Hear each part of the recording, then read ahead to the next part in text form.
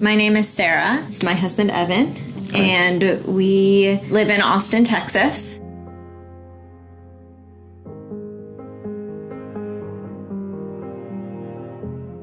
So our little boy was born last year. We were expecting him to come a little later in August, but he was born in April at 25 weeks gestational age. He weighed a little more than 2 pounds, and it was an extraordinarily difficult experience for us. Obviously, when you're born that early, there are a tremendous number of challenges. We were in the hospital for 112 days. He was in critical condition for 112 days. I think when it comes to the support that we received from Google, we both went on carers leave for some time.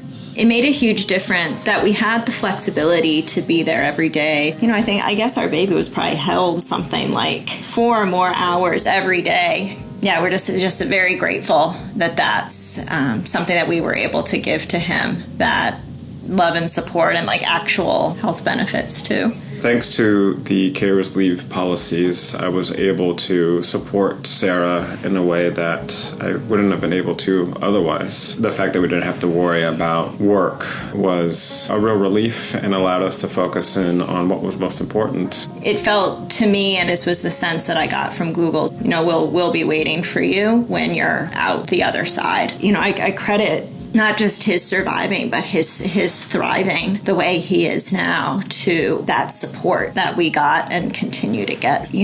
Our baby was in such distress when he was born, and if you could see him today, he's so beautiful and he's thriving and healthy and happy and laughing and making dinosaur noises and cruising around, and bringing him home was one of the greatest days of my life. So our NICU has had kind of like a bell gong thing mounted on the wall. When parents are able to bring their babies home, you go and ring, and you get to go and ring the bell.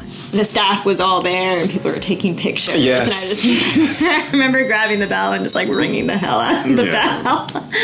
That's when I felt like finally, we had. Yeah. Yeah, we made it. We made it.